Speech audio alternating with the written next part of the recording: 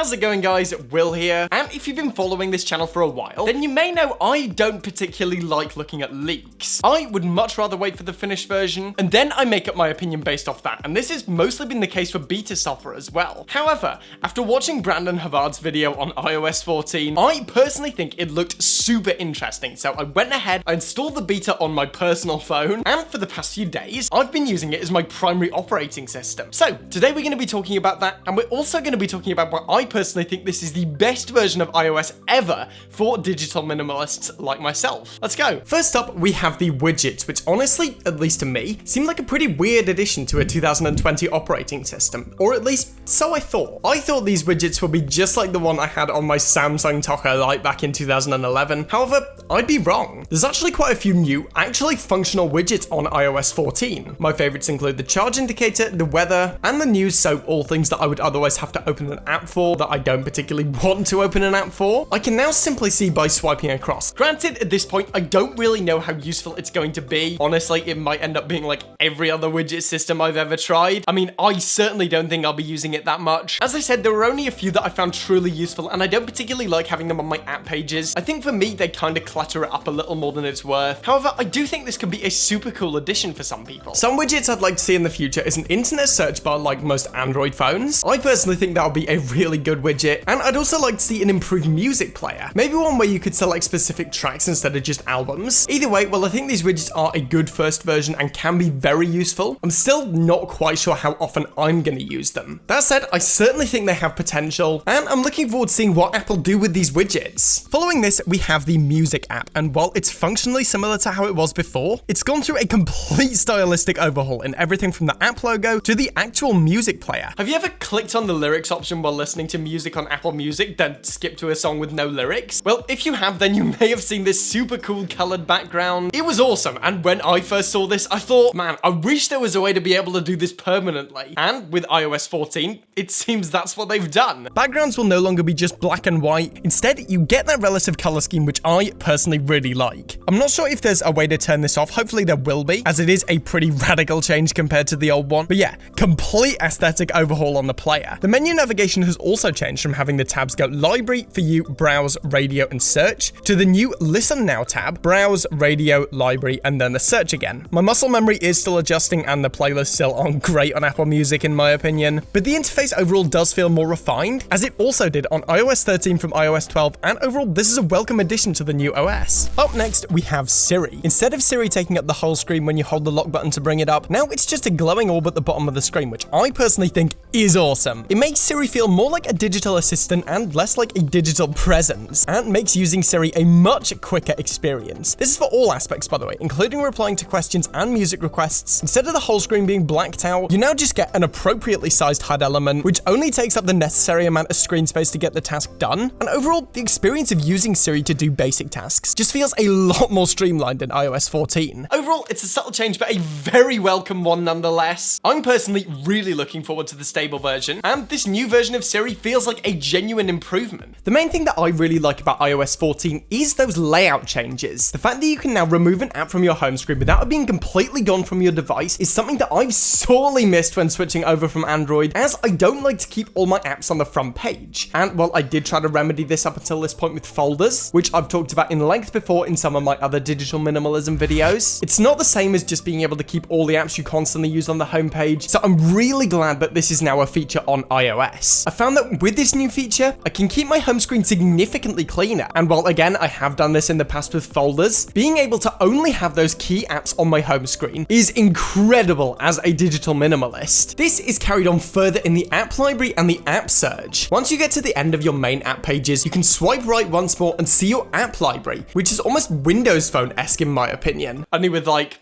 good support. Seriously, I think Windows phones could have been something really special if they were supported properly. I actually have an old Nokia somewhere that's locked for like 1,000,000 hours. A lot of wrong password guesses. Everything is automatically sorted into corresponding folders, including stock apps, and this, in my opinion, is absolutely amazing. The fact that I can effectively remove all but my most used apps, but keep them on here for when I do eventually need them, is really, really good. In my time using it, my phone has already felt better organized, my digital experience is further further streamlined, and honestly, it's like using a Nova Launcher-based Android phone again. I've personally left the home screen as it is because I personally know how to navigate it so well that removing apps might cause some problems. However, the same can't be said for the second page. I've removed all but my most used apps, so I can have quick, unrestricted access to things like Instagram, YouTube, Twitter, and music, while my non-essential but still regularly used apps like DJI Go and Yammer are stored in their corresponding app libraries. The final thing that I really like about the app libraries is the alphabetical sorting of the apps. This seems to be a really useful way of searching for apps, and well, 9 times out of 10 I'm still using that search bar. It is nice to be able to click on the letter and be taken to the right place. While I do think all these other iOS 14 features are really cool, I think app libraries and the new sorting system will be what makes iOS 14 truly special. As I said before, I've managed to completely redo my old digital minimalism system and replace it with one that seems like a genuine improvement over just using folders. Honestly, I think this is a feature that should have come to iOS a long time ago. Even if you're not a digital minimalist, it still makes the interface cleaner, it allows you to better sort your apps, and it makes searching for apps, if you have a lot of apps, a much simpler process. So yeah, what are my thoughts of iOS 14 so far? I personally really like it. I said on Twitter, and I said in a previous video, I personally think this could be one of the biggest changes to iOS ever, and after using it over the past few days, I stand by this. I think there's a lot of really cool features that have been added to iOS 14 that I sorely missed from the Android side, and I am really looking forward to the stable version in September. Alright guys, so that's it for today. Have you tried iOS 14? Feel free to let me know with a comment. But as of now, as always, thank you for watching. Remember to like the video if you want to see more content like this, and smash that subscribe button. I'm done for now, and I will see you guys in the next one.